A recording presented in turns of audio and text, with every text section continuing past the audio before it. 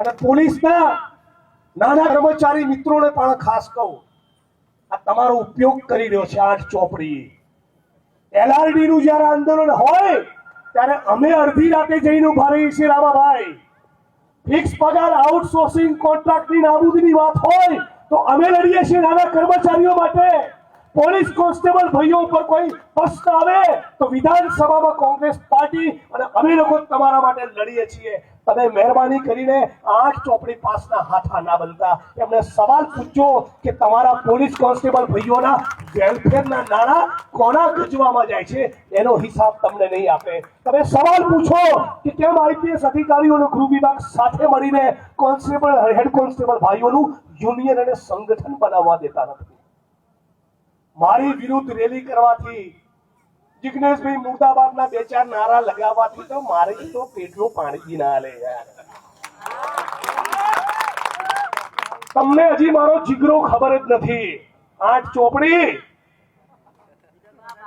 હું 1 વર્ષ માટે મારી પાર્ટી મૂકી દઉં ચાલ, અને તું બી 1 વર્ષ માટે તારી પાર્ટી મૂકી દે, અને પછી નીકળી હિન્દુસ્તાનની સડકો પર તો ખબર પડે મારી શું હેસિયત છે અને તારી શું ઓકાત છે. 8 ચોપડી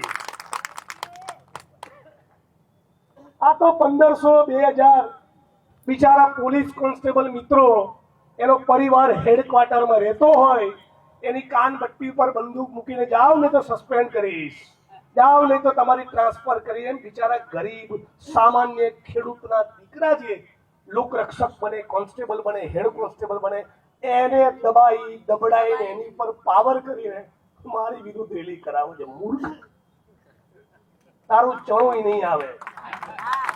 તું જે મને પૂરો ઓળખતો નથી, અને તું છે શું? ઉપરમાં તારા જે આકાઓ બેઠા છે એનું ફોલ્ડર છે, ફોલ્ડર.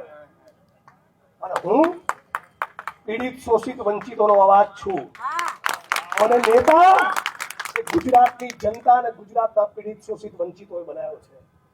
અને સાંભળી લેજો ભારતીય જનતા પાર્ટીના મિત્રો, કબીર સાહેબે કહ્યું છે, માટી કહે કુંભાર से तू क्या रोंदे मोहे, एक दिन ऐसा आएगा मैं रोंदूंगी तोहे. તમારો પણ વારો આ જન્મમાં નીકળવાનો છે. અને તમને એ પણ કહું મિત્રો, આ 1 દિવસની રીલ બનાવવા માટે કરેલો કાર્યક્રમ નથી. 1 દિવસના વિડીયોને વાયરલ કરાવવા માટે કોંગ્રેસ પાર્ટીએ કરેલો કાર્યક્રમ નથી. હવે કોંગ્રેસ પાર્ટી તરફથી આ સન્માનનીય મંચ અને આખા કોંગ્રેસ પરિવારનો સંકલ્પ છે કે ગુજરાતની બહેન દીકરીઓ, માતાઓને વિધવા નહીં થવા દઈએ. ગુજરાતના યુવાનોને ડ્રગ્સના રવાડે ચડવા નહીં દઈએ. ગૃહમંત્રી તરીકે તમારી જવાબદારી બનતી હતી પોલીસના મિત્રોને એ કહેવાની કે જિગ્નેશભાઈની વાત ખોટી નથી. જિગ્નેશભાઈને ફરિયાદ બહેનો અને માતાઓએ કરી હતી. એ બહેનો અને માતાઓએ મને કીધું કે જિગ્નેશભાઈ 5 વર્ષ સુધી અમે ફરિયાદો કરી છે કે અહીંયા દારૂ વેચાય છે, ડ્રગ્સ વેચાય છે, ગાંજો મળે છે, છતાં કોઈ અમારું સાંભળતું નથી. એટલો મારો બાટલો ફાટ્યો છે. હા, ડોક્ટર હાઉસની પાછળ બી વેચાય છે. કોઈ ઈડરમાં વેચાય છે? મોટેથી બોલો, ખબર પડે. ઈડરમાં વેચાય છે દારૂ? જુગારના અડ્ડા ચાલુ છે?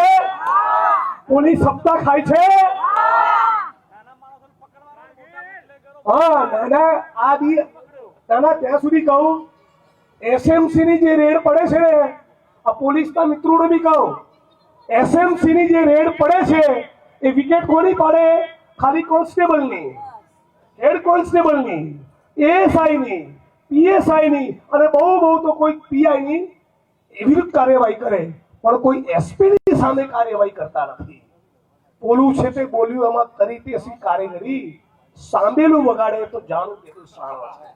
હે, બનાસકાંઠાથી નીકળતો દારૂ જે ટ્રકોના માધ્યમથી ભરીને રાજસ્થાનથી ગુજરાતની પોલીસ જે દારૂ મંગાવે છે, ઈડરમાંથી જે નીકળે છે એ બનાસકાંઠાથી નીકળીને પાટણ જાય, પાટણથી નીકળીને મહેસાણા જાય, મહેસાણાથી નીકળીને ગાંધીનગર જાય, ગાંધીનગરથી નીકળીને અમદાવાદ જાય, તો ત્યાં સુધી જે જિલ્લાના પોલીસ વડાઓ જે શું કરે છે? લચ્છા લપેટે છે, એ મંજીરા વગાડે છે. સસ્પેન્ડ કરવાની વાત આવે, એક્શન લેવાની વાત આવે ત્યારે કોન્સ્ટેબલની વિકેટ પાડવાની, અને હપ્તો કમાવાની વાત આવે તો 50 લાખ કરોડ 2 કરોડનો હપ્તો જિલ્લા પોલીસ વડાએ ખાવાનો. આની સામેની અમારી લડાઈ છે. અને ફરી કહું છું, આખા ગુજરાતના પોલીસના મિત્રો માટે જે પણ મિત્રો નિષ્ઠાવાન, પ્રમાણિક અને ઈમાનદારીથી કામ કરે છે એને આખી ગુજરાત કોંગ્રેસ પરિવાર તરફથી અમે સેલ્યુટ કરીએ છીએ. પણ જે લોકો દારૂ, જુગાર અને ડ્રગ્સમાંથી કમાય છે એવા ભ્રષ્ટાચારીઓના તો પટ્ટા ઉતરવા જ જોઈએ. મારી સામે 1 નહીં 1000 કાર્યક્રમ કરો, મારા પેટનું પાણી નહીં હલે. આખી કાયનાત મારી ખિલાફ થઈ જાય ને, હું સત્યનો અવાજ છું, મારો અવાજને કોઈ રોકી નહીં શકે. એ વસ્તુ તમે લખી રાખજો. અને એટલું જ નહીં, આ ડ્રગ્સના મુદ્દે તમને બધાને વડીલ મિત્રોને ખાસ કહેવા માંગુ છું, આજની તારીખે તમે તમારા શહેરના મોહલ્લામાં, તમે તમારા ટાઉનમાં, તમારા તાલુકામાં અને તમારા ગામમાં મીટિંગો કરી, સમાજના મેળાવડા કરી ડ્રગ્સના દૂષણની સામે નહીં બોલો તો આવતા 5 વર્ષ પછી, 10 વર્ષ પછી આપણા ગુજરાતે પસ્તાવાનો વારો આવશે. અત્યારે જે ગરીબ બહેનો, ગરીબ પરિવાર કોન્સ્ટેબલોની પત્નીઓને, માતાઓને મારી સામે રોડ ઉપર ઉતારી, એ જ મારા ગુજરાતની બહેનના માતાઓ કહેશે કે જિગ્નેશભાઈ તમે સાચા હતા. આ જ બહેનો કહેશે આ મારો વિડીયો રેકોર્ડ કરીને રાખજો. એવા ડ્રગ્સ, કેમિકલના ખતરનાક કેમિકલ ડ્રગ્સ એવા આવી ચૂક્યા છે કે માણસ સોમ, મંગળ, બુધ, ગુરુ 4 દિવસ લે ને તો 5મા દિવસે પોતાની માનવ ગળાનો દોરો તોડીને પણ ડ્રગ્સ ખરીદવા જશે. એટલી ભયંકર પરિસ્થિતિનું નિર્માણ થયું. દારૂનું વ્યસન, દારૂની બધી કદાચ છૂટી જાય, તમે એનું રિહેબિલિટેશન કરો, પણ ડ્રગ્સની ચુંગાલમાં એકવાર માણસ ફસાયો પછી એ પતી ગયો. એ દીકરાને કે દીકરીને તમારે ભૂલી જવા પડશે. એટલા ખતરનાક આ ડ્રગ્સો છે. એટલે અત્યારે મને સોશિયલ મીડિયામાં અને મીડિયામાં બદનામ કરવાથી 2-4 દિવસની પબ્લિસિટી મળશે, પણ હર્ષભાઈ, ગુજરાતની આવનારી પેઢી અને વર્તમાન પેઢી સવાલ તો પૂછશે કે 2020 થી 2025 ની વચ્ચે આ ગુજરાતની અંદર ગાંધી અને સરદારના ગુજરાતમાં 2.5 લાખ કરોડનું ડ્રગ્સ આવ્યું ક્યાંથી? મિત્રો, સવાલ પૂછવાનું કે નહીં?